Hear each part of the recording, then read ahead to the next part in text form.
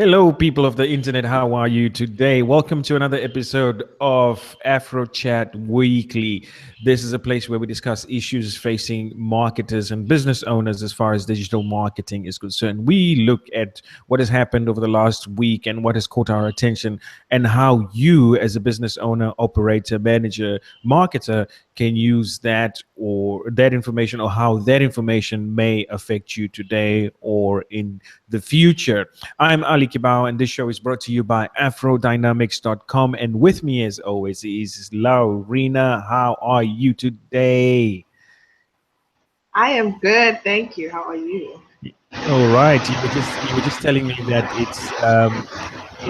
it's Tuesday. It's the show day. You get to give your opinion, and this excites you. You can Yes, it try does. I to love give being your asked about my opinion. opinion. Yeah, I feel special. Thank you, Andy, for asking. It's fantastic, though. Besides us talking to you guys from wherever you're watching this from, this show allows us to also keep up, and within us as a team to sort of discuss what's happening and how that impacts us, as well as how that might impact our clients, and hopefully you can find out how the news might impact you as well. So through these discussions, we keep up to date, we stay synced with each other, we know what we're thinking about these new developments, right? Am I right, Yes. Lorena, or am I just speaking for myself? No, you I you feel are, and that it way. also yeah, it also helps me. Well, us as a team get on the same page with regards to different things like Instagram stories. Even though I'm the one who's basically in charge of that, it's always good to know how you feel about it and how we should, as a company, treat our clients when it comes to certain things. And it also helps us keep up to date because you Absolutely. can And get a bit lost. yeah, it's crazy. It's a crazy world out there. If you look at every day how much news is coming out of these platforms, it's Yeah. crazy, insanely difficult to keep up. So, without further ado, we've got great stories today. We've got stories from Facebook. We've got Facebook is launching a new app. Again, this is in the US, but it gives us an idea of where these trends are going. We're going to talk a little bit about teenagers and why some people think we should follow where the teenagers go. We're also going to talk, if we have some time, Lorena, you've got some tips for us about what to do with live video once that is done. So that and more coming up. And let's just get straight into the first story. And now Facebook just made an announcement last week that now you can upload to more than uh, five up. Okay, let me read the headline. Up to 10 photos or videos can now be included in Facebook Carousel Ads. So just for those who might not know what Carousel Ads are, or Carousel posts, it's when you see a Facebook post. Let me just share my screen here quickly, and then you can get an idea of what that is. So this is what it looks like. You go through your Facebook timeline to see your Facebook feed, and then you see something like this, and then you can scroll left, right, and see it. Now, people do very, very creative things with these ads. I've seen some very creative ads with this, but it used to be that you can only do 5 photos and or videos. Now you can do up to 10 photos or videos. Laurina, how anyway, carousel ads in general and posts, do they work better, and do you feel like it's better, 10 is better than 5? What's your feelings towards this? When it comes to carousel ads, especially like the old ones, the five, we could just talk about that for a second. I do feel like they do work better than just having one image or one video because it allows you to put in more information into the ad. If So instead of Yes. having one car like that, you can display five of the cars that you sell as a secondhand car dealer or whatever. So it helps people see that you have a variety of things that you offer. When it comes to 10 though, I still don't know, but I did make a carousel ad with 10 images for one of our clients with remarketing. So I'm yet to see how 10 is going to be because 10 might become a bit annoying with people trying to like click next to see what image is coming up. And I think by the time they finish, instead of now going onto your website, they may feel like, well, I've seen kind of what you have to offer and thanks. Let me just keep scrolling on my Facebook feed. timeline now. You So bring up a very good point, an excellent point, because that's the thing, right? Facebook, there's this constant tension between us as advertisers, marketers, and business owners. It's constant tension between us and Facebook, because Facebook wants people to stay on Facebook for as long as possible, and we yeah, want people to come to our websites. Now, yeah, this, to your point, this is a problem if you want, because on your website you can measure. Now certainly someone doesn't have to go to your website to see more. To be fair, it's an option, you don't have to use it, but yeah, usually these kinds of things, then they lead to higher interactions on Facebook, and maybe I don't know. It's a constant battle. Do yeah, you inform the people more and give them all they need right there, and then they decide to go or not to go to your website? But on the other hand, I guess if someone sees all 10 images or videos and they decide to go to your website, now they really invested. So maybe you're getting yeah, people that are more likely to become customers or to buy from you. So maybe that's the flip side of the coin, and that remains to be seen. We're going to run some tests and we'll report back to people. But this is interesting. I've seen this ad here that I just shared on my screen. You can't really see it what it's doing, but what they've done is, if you go to the next image, it's a video of the car, and then it shows you the interior of the car. Let me just actually try to click here and see if that will work. It opens up a new window, but I don't know. Yeah, so you can see here. So this is a video, and then it shows you the car in the different shots, and then the interior. So now you don't only have 10 images, but within those images, it can be videos. So each carousel can be full of information in itself. I don't know if this is yeah, information overload, but yeah, yeah. that remains to be seen.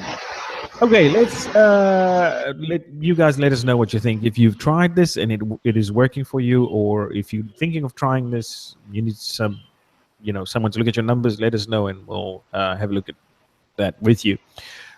The next story comes to us from TechCrunch, and Facebook has developed a new app, and we see a little bit more. We see more and more of this every day, where these social media companies, they're trying to capture the teenage demographic, because those are the buyers of Yeah, tomorrow. And the reason everybody's fighting for the teenagers is because bigger brands who need to establish themselves, brands that want to be around for the next 100 years, they want to establish themselves with teens. Now, Facebook has had a problem of teenagers leaving the platform in droves when parents and grandparents started joining Facebook, and then they went to Instagram, and then they migrated to Snapchat. And we're going to talk about Instagram and Snapchat, how they're trying. But Laurina, this seems to me that I'll just share my screen with you guys so you can see quickly. This is, it wasn't enough that Instagram made stories from within Instagram.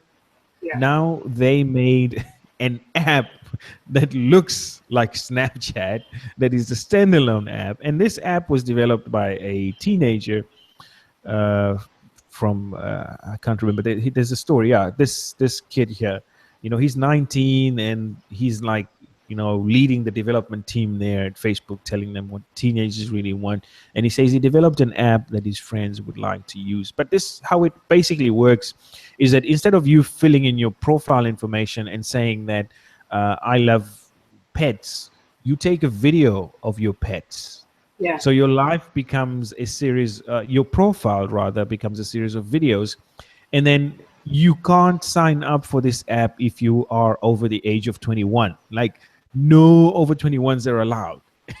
So yeah, that, you can sign up, but you can only see your own profile. And it only works if for schools to connect with each other. It's so complex. I don't think it's going to succeed, to be honest. But who knows with teenagers, right? I'm like old man talking here. What are your thoughts about this? And yeah, how do you feel about this whole thing? Reading the article gave me a headache, and I really did feel old. I was like, why is this necessary? What is happening? I do not understand. But then again, it's not made for me. So, hey, younger people will understand. It'll be easy for them. I mean, it's just like we've always said, Snapchat has always been something that older people on Facebook run away from because they just don't get it.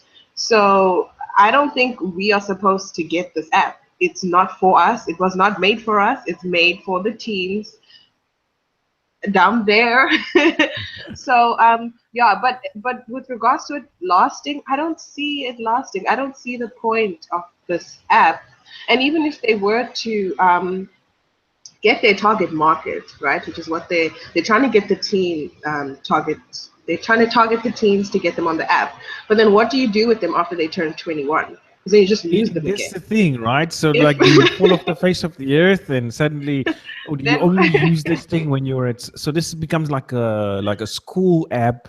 But once again, yeah, a lot of people say they don't understand Snapchat. Snapchat is not going to yeah, last. Snapchat is going to go away very shortly. They said all these things, and Snapchat is growing strong. But all these efforts about try with social media sites trying to get to teenagers, it boils down to them being able to sell advertising to teenagers, yeah. which some big brands are willing to pay a lot of money for, and that's the money that Facebook is missing out on right now, as the Mm. Facebook population keeps aging, and there's the people that are using Facebook keep getting older and older. So that brings us nicely into the next story here that we were going to talk about, and that is a suggestion from an author, Katrina Padron, on social media today, and she Yeah. suggests that we should follow the teens. I guess Facebook is following her advice here. She says that follow the teens. Then she says that she's serious. What the point she's trying to make here is that where the teens go, that's where the future is. That's where the future of social media is. That's in brief the point that she's trying to make. Laurina, what do you make of this article? And is she right, looking at all the moves that Facebook is trying to make, looking at all the moves, all these social networks they're trying to make? Why is it important to follow the teens? Should we follow the teens? And as businesses in South Africa, does this matter at all, or is this just a US and European thing?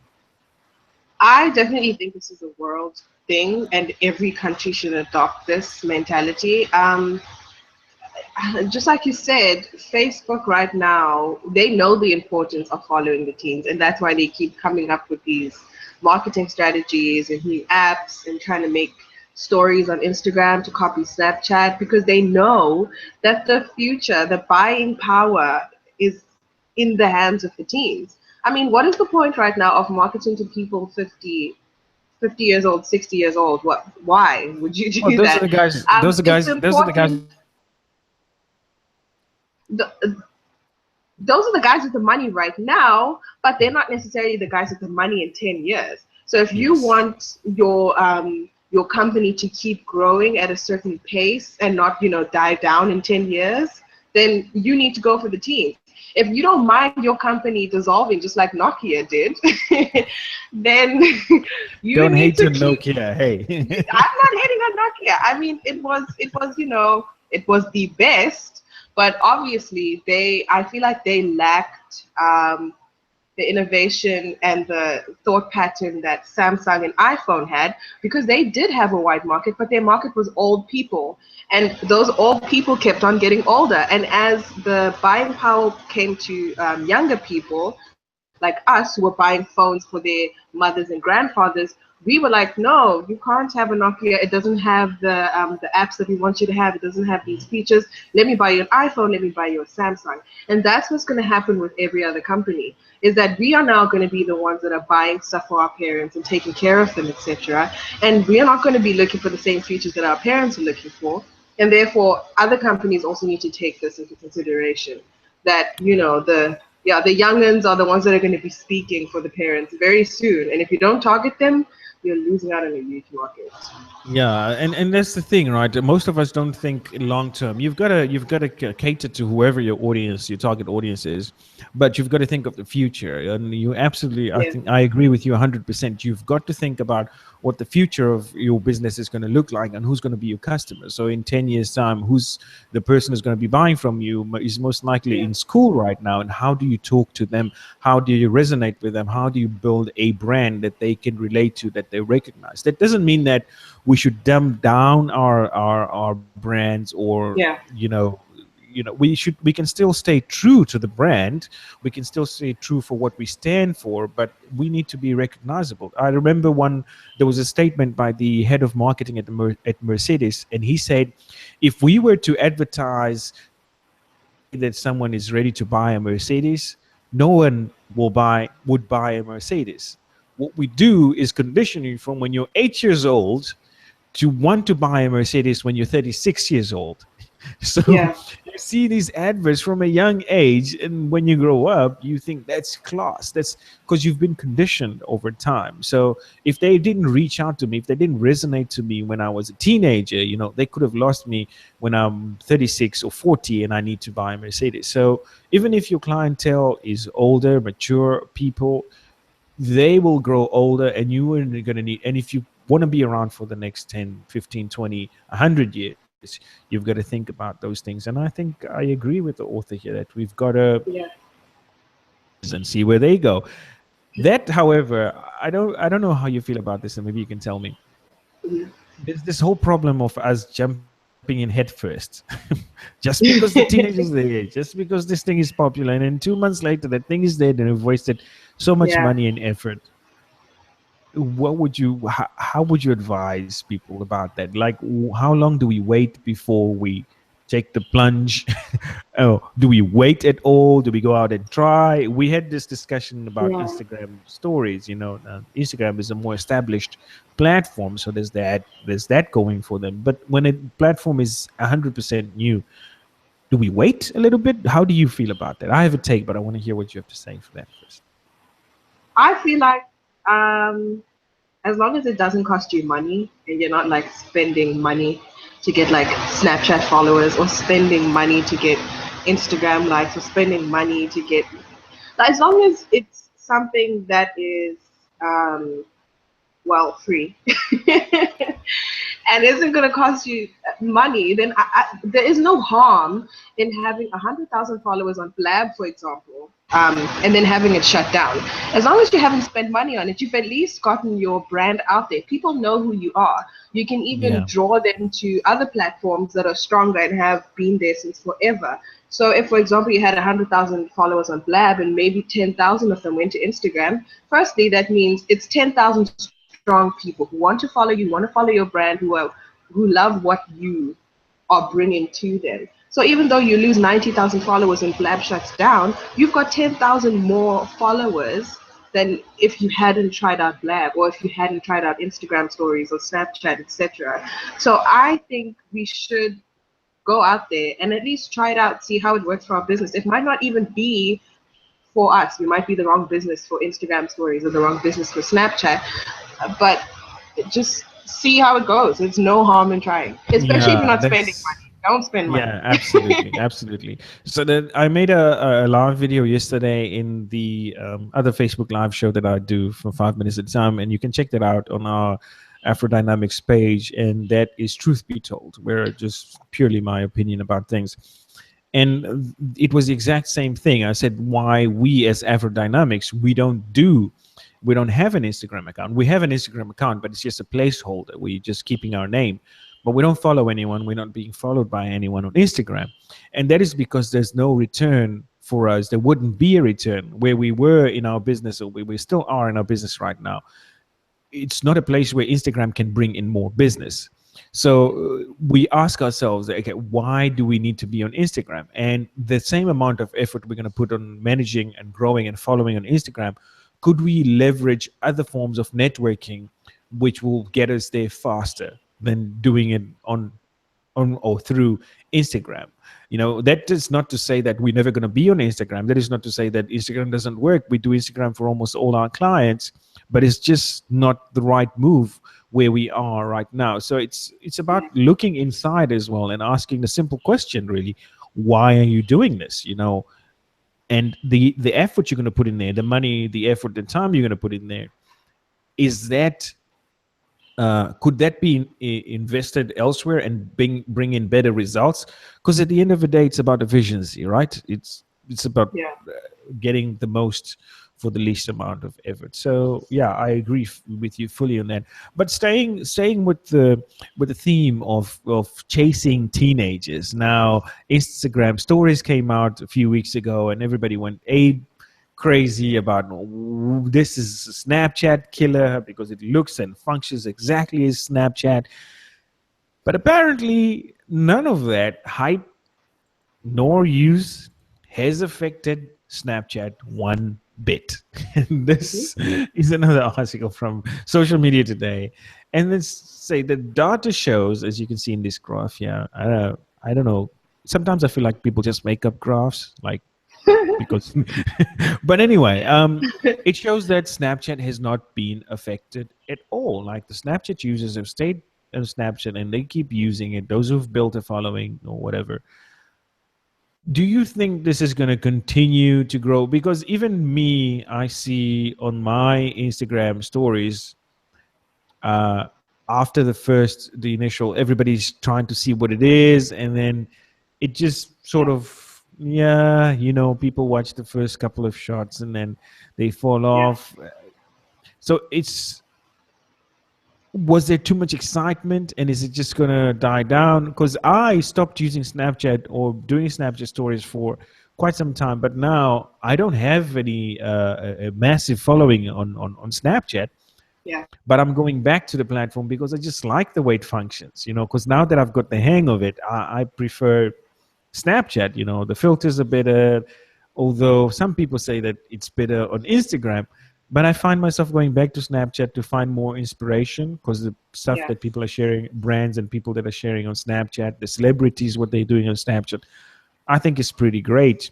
It's easier to find their stories. I don't know in what order those stories are showing up on my Instagram feed right now. So I've moved back to that sort of Snapchat thing. So, what is your feeling about this whole thing?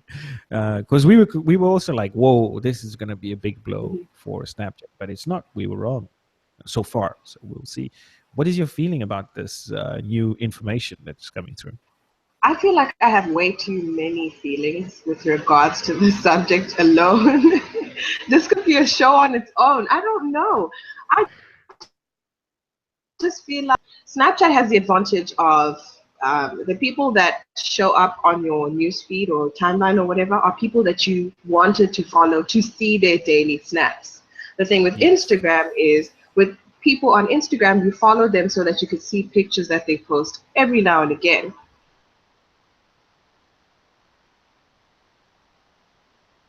Laurina, you've frozen on me. I don't know what's happened. Okay. So Lorena is going to try and refresh her page. I'm just going to send her a message. I don't know if she realizes she's frozen from my side. I'm just going to send her a message on. Oh, there we go. You're coming back. You're coming back slowly, but still. Stories. Lorena, you have frozen from my side. And this always happens when you do live shows and things. So we'll try and get Lorena back. But in the meantime, I'll just yeah, she's gonna jump on back. In the meantime, I'm just gonna give you my take on this. It see, once again, this addresses a few. Oh, you're back. There you are. Yeah, you hold the thought. Yeah, I don't know what happened. Oh, hold the thought about. You said you had too many mixed feelings about this, because I was just trying to. Well, when you disappeared, I was just trying to give my take on the whole thing. And I think Okay. there's two things here. One is the whole thing about when should you try, when are you going to know if this is going to be a hit or not. That whole thing, first of all, is you never know, right? Everybody said Snapchat was going to die, and those who started early, they carried on. So, like, to your point that you mentioned earlier, Lorena, if it's not costing you money, experiment with it, find out how it's going, establish your presence on there. If it dies down, it didn't cost you anything. Yeah. And if it aligns with what your brand is trying to do, get on there and do it. That's point number one. Like the whole idea of when should you get on board, when should you not. That's entirely for each business to find out on their own. But the other thing is the whole behavior thing, right? When people have got rooted behaviors in doing something in a certain way. Snapchat was complicated. Now the older people are even starting to understand and get Snapchat, Yeah. and these new things come in. Now we flock back there, and then we're flocking back to the other side. So it's never going to be a straight line. And that is why it's important that you listen to people like us who try to keep up with these things, so you don't go through the trouble, because we try all these things and bring them to you.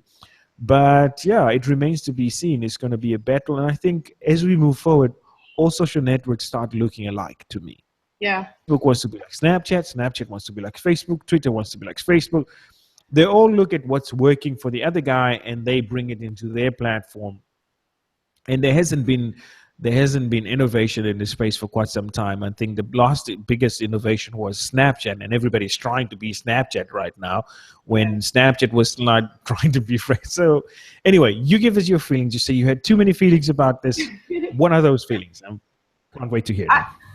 I feel like in order to properly see how Instagram stories will pan out, we just need to give it more time, because people are still, like you said, people would come in and be like, oh, what is this? Post a picture, testing, 1, 2, 3. Snapchat, people who are on Snapchat have been on Snapchat, so they know how it works.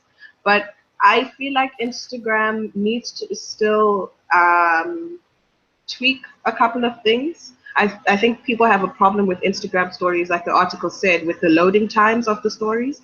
And that's why you'll see like your first story will get like 100,000 views and then the second one will get 10, because people just don't have patience. So Instagram still needs to learn that. They do have higher quality stories, but people don't want to be waiting 2 hours just to watch an HD video for 10 seconds. That's not going to happen. So I think Instagram it it hasn't gained traction yet because it still has a bit of tweaking to do. But I feel like once the tweaking is done and once you've given it time, only then can we start comparing the two. And I do think they are going to be rivaling it out for a while. I don't see people um, necessarily leaving Snapchat to go to Instagram. I see people doing both and then kind of seeing where their audience is, because in this day and age, people want those numbers, and Snapchat never really gave teens those numbers. You'd get like 10, 20, 30 views maybe on your Snap, but now with your 1,000 Instagram followers, you get maybe 100 views on your Yeah. Instagram story, and teens care about that. And that's another thing that businesses have to be aware of, is what teens are happy with. And teens are happier with getting those views, but then again, their aunts may be on Instagram and they don't want their aunts and their grandmothers To see their story. But yeah, to you see get their the nice story. Instagram feature that you can hide your story from specific people, and I thought that was neat. So if you have your aunt following you and you don't want to, you can even hide just one specific shot of your story, if I'm not mistaken, from certain people. So that's neat, and then they've obviously tried to think about that in those ways to give teens their privacy. So as much as they want privacy, they want those numbers, like you say, and they just want them Yeah. from their fellow teenagers. And this segues nicely into our next news item here, because not news item, this is more like an article, but the whole thing about the social space right now, Facebook still has got the biggest user base, Yeah. but the audience and the user base is diverse. So there's like uh, these hardcore users of Snapchat, and they stay there, and then Yeah. Instagram stories come. I know people that I was following on Snapchat. Now Kevin Hart is one celebrity who does both. He does everything. He does Periscope. He's all over the place. He is out there. And then I have people that here in South Africa who are could be considered influencers who were on Snapchat, and they were like, they shut down. They were like, we're not doing Snapchat anymore. We're going to do Instagram stories from this point on. And they said that, and they were like, wow, this is better than Snapchat. And it's slowly I start to see them recreating Snapchat stories. So what I'm trying to say is that the user base is fragmented now, and as a result you don't get these massive, of course you're going to get one or two, like DJ Khaled on Snapchat. He's massive, you know, each snap gets like 5 million views or whatever. But aside from those fringe people, the rest of us are building these small followings, but it's a very close, it becomes a very close knit sort of communities and micro communities, communities within a community. So each app has got its own little community of people, and each person has got a small following. So you don't get this 1 to 1 million people, which brings Yeah. us to our next article from Social Media Explorer, and that is they talk about the whole idea of micro influences. And I think I spoke about this on one of the live videos that I did on Facebook, about the idea that people are confusing, first of all, influencers and celebrities. There's a Yeah. big problem about that. So popularity does not equal influence. First of all, we have to understand that. And just because someone has 1 million or 2 million followers doesn't mean they're going to be good for your brand. You got to find people that have influence over other people for real, like they can change these people's behaviors, you know. And to this article's point, you know, this the author here insists on micro influences. So you want to take us through this, your understanding of it, and why would this be good or bad for businesses? Just hear your thoughts on this. I feel like businesses need to pay a lot of attention to this, because you can waste a lot of money if you don't inform yourself on uh, what exactly it is you want from influencers and what they can give you. I feel like a lot of businesses go out there, they want somebody who they can give free stuff to and who will promote their business on their social media. And they'll immediately go out to like people with 50,000 followers, 100,000 followers, and they're like, yes, we're definitely going to get, conversions. People are going to come and buy our stuff because Sarah with 100,000 followers has said that you should buy this toothpaste. But that's not necessarily the way things work in real life. In real life, right now, especially with people being more aware of influences of celebrities and sponsored posts, etc., they're most likely to take advice from people who they feel is their friend who just has a lot of followers.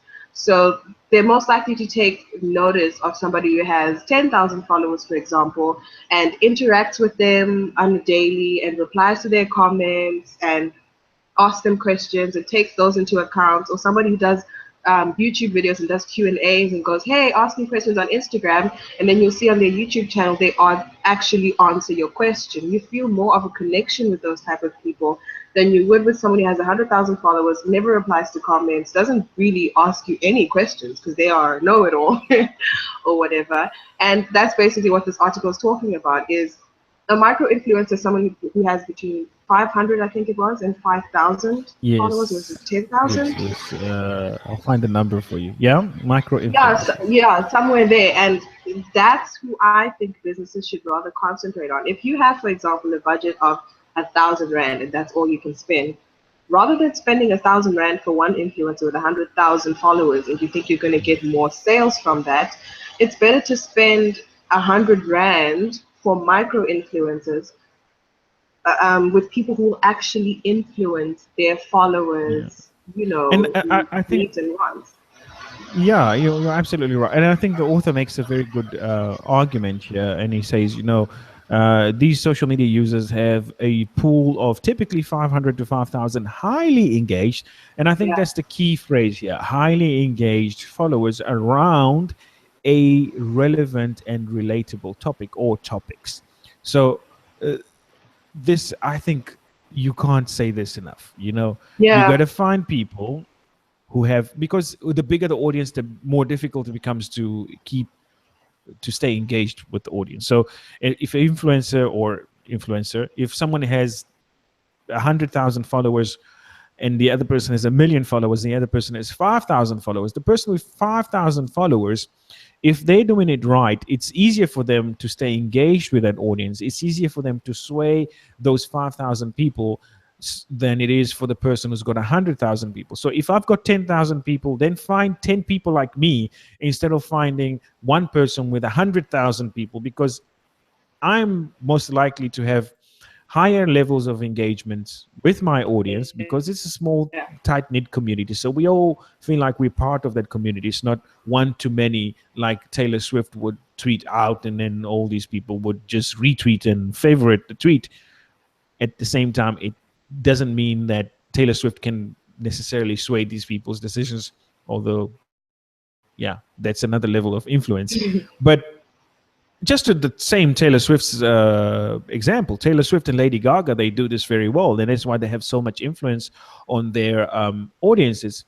They really worship their audience. It's like they do these extraordinary things for their audiences. They go out of their way, they go the extra mile for the audience. So they have these very tight knit community. Although they do is they can't engage with all of them, but what they do for the few people that they can, it shows the audience that this artist, this celebrity cares about that audience. So I like the point that the author is making. 500 to 5,000 highly engaged followers. Point number one: highly engaged followers, meaning that they're engaging, they're giving this guy feedback, so you can know when what they say about your product or service, and also around relevant and relatable topics. I think we discussed this a while ago, right? About people just Yes. going out and giving, you see influencers talking about literally every single product on earth.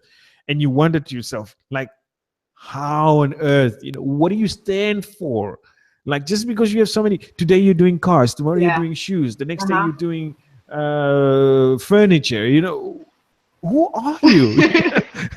So that just dilutes the message and the community in general. So I think just that one sentence, Yeah. highly engaged followers around relevant and relatable topics, that is very, very powerful, that I think we should all look out for. Any closing thoughts on this, Lorena? We've got about 5 more minutes and then got to wrap up. Go for micro influencers. Don't waste Micro your money. influencers. That's Yeah, it. absolutely. I agree with you 100%. And this is something that we should explore a little bit more with our clients as well. I think this is really worth looking into. Okay, Yeah. so we've got just a quick reminder, folks. This show comes to you courtesy of afrodynamics.com. You can go to afrodynamics.com to subscribe and stay on top of your game and ahead of your competition. I had practiced that phrase because I said it once and it sounded so cool. And when you watch it like that, it doesn't sound so cool. So I'll do it again. This is a live show, so excuse me. Yeah, afrodynamics.com to stay on top of your game and ahead of your competition. Subscribe over there, and we don't always send out emails, but when we do, it's something good, something important that matters to you. And you can always give us feedback that way.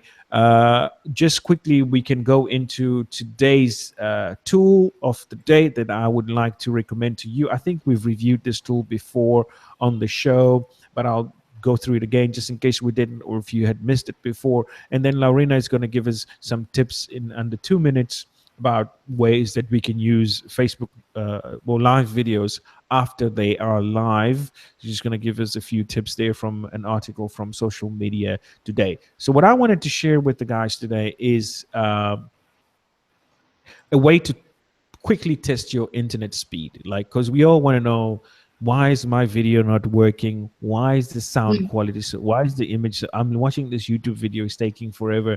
And these guys, the guys who give me the internet service, they say to me, oh, this internet is fast, it's good.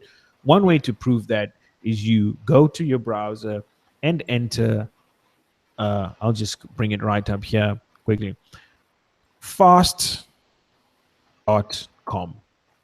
and press enter. Boom.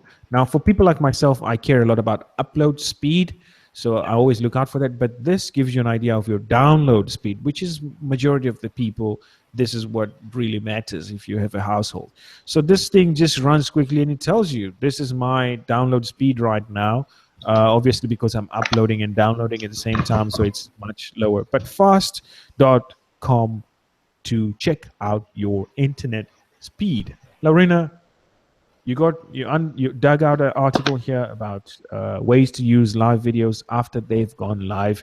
Please walk us through that and let the folks know, because live video is not going away and it's just going to keep getting bigger and bigger. We exploring it every day. I personally Yeah. do that. I do this show. We do this show, which is in depth, and I do a quick show every day. Take us through this. Well, this article basically goes into how you can get more views or, get people video, unless you've told people beforehand that you're going to be going live at 2 p.m. on a Tuesday. You may not get as many people viewing your videos as you would like. So there's 3 tips that they put in there to get more views, and one of those is to put your videos or embed them onto your social media blog post. This is what we do. I think that's right, because I know that there's create a resource library and embed into Yeah. blog posts, which sounds like it's the same thing to me. Yeah, it sounds so. You're right. Yes. It sounds very similar. Yeah. So if you would like to shoes every week. So you want to talk about Jimmy Choos and Louboutins and Nike or whatever. You can have a resource library with Nike, Jimmy Choo, blah blah blah on your blogs, singular blog posts on your blog or your company's website, so that whenever people miss a video, they know that they can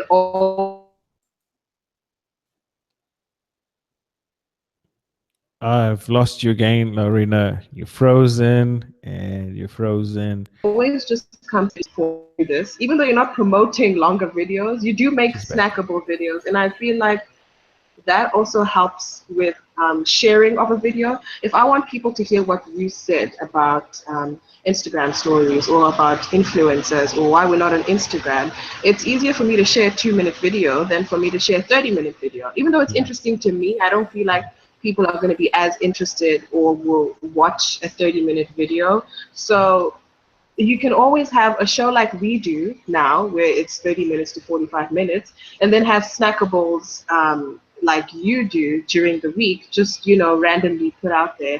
And that's how Yeah. I feel like And then live I video. also to add to your points, when I talk over there, I tell people that we do this live show. And this is the thing about doing these kinds of videos. In the beginning, when you do a series of anything, in the beginning hardly anybody cares, anybody watches.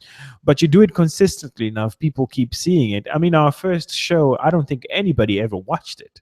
You know, I don't think anybody's still, I don't think anybody watches, but we do it because we, first of all, it helps us internally, and secondly is that when we build a library, and then now when I do those quick videos elsewhere, I refer people to this show and I say we do a long show, and within 2-3 months time this is going to grow, this is going to grow, this is going to get bigger, we're going to get better at it, we're going to get better stories, we're going to get better at analyzing, we're going to have guests, we're going to do all these fun things. But the important thing is to get started, and then you do this long form content and you do snackable and send people to that. So yeah, great, some great points, great tips from Lorena. Thank you very much. She has frozen and disappeared on me, but nonetheless, this has been Afrochat Weekly, coming to you courtesy of afrodynamics.com. This is your host, Ali Kibao, and I hope to see you next time. Until then, stay on top of your game and ahead of your competition. See you then. Bye bye.